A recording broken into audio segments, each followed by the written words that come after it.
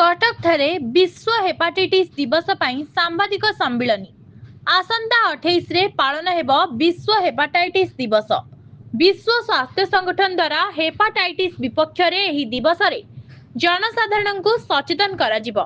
एने लिवर विशेषज्ञ तथा अवसर प्राप्त प्रोफेसर डॉक्टर उमेश पात्र कटक ठारे एक सांबादिक सम्मिलन रे सूचना दैछंती।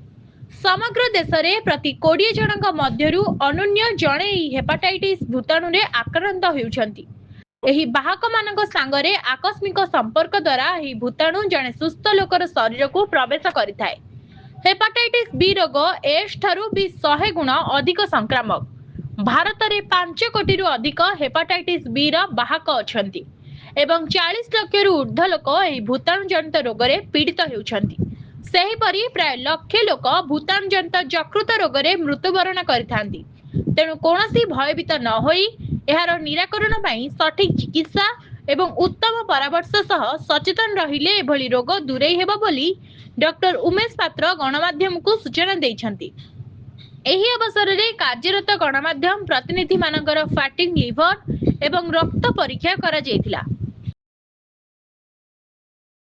डॉक्टर उमेश चंद्र पात्र मु हेपाटोलॉजी विभाग पूर्वतन मुख्य प्रोफेसर थिली एवं सेटा हेपाटोलॉजी डिपार्टमेंटा यही एससी मेडिकल कॉलेज अल्प दिन क्रिएट हो आज जो विषय वस्तु होची वर्ल्ड हेपाटाइटिस डे अर्थात हेपाटाइटिस अर्थ हो लिवर इन्फेक्शन हेपा अर्थ लिवर और टाइटिस अर्थ हो इन्फेक्शन लिवर इन्फेक्शन द्वारा विशेषतः हेपाटाइटिस बी और सी रोग द्वारा लिवर सिरोसिस होउची लिवर कैंसर होउची।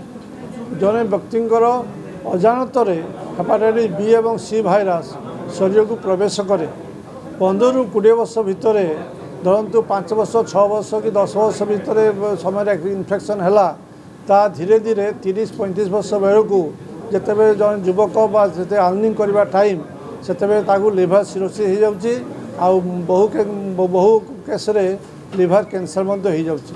किंतु ये डिजीज जदियो विशाल आकार अच्छी किंतु it is a treatable disease it is a preventable disease it is a curable disease.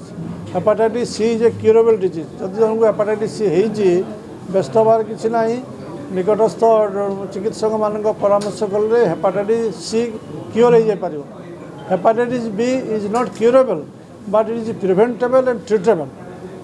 बहुत प्रकार मेडिसिन अच्छी बहुत प्रकार चिकित्सा पद्धति अच्छी तेणु हेपाटाइटिस बी हेले जे सिरोसिस हो तार किसी अर्थ ना से उपयुक्त भाव चिकित्सा करा जाए से सिरोसिस हेबे ना।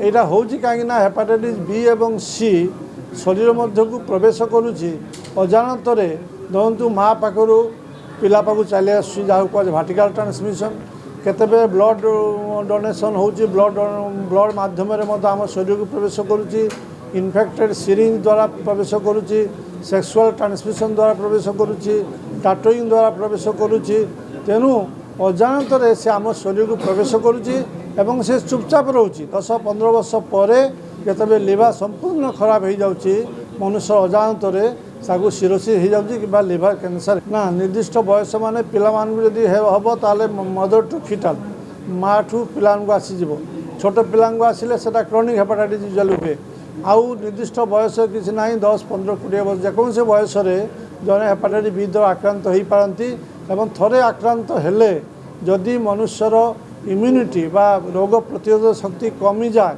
कौन सी कारण धर डायबिटीज होगला कैंसर होगला ओल्ड एज होगला किंबा क्रोनिक पाल्मोनरी डिजीज लंग्स काश कफ कनिक ऑफ सीओपीडी होगला ताले से रोग चुपचाप थिले से बढ़ी ना निश्चय मारात्मक कारण यह हेपाटाइटिस बी और हेपाटाइटिस सी लिवर सिरोसिस और लिवर कैंसर द्वारा मनुष्य को आक्रांत करुच्ची तेणु यह निश्चय मारात्मक एवं यार जेहेतु निर्दिष्ट चिकित्सा रही जेहेतु निर्दिष्ट प्रिवेंटेबल स्टेप्स रही तेणु ताकू एक्सपीडाइट कले it will come to the grassroot level.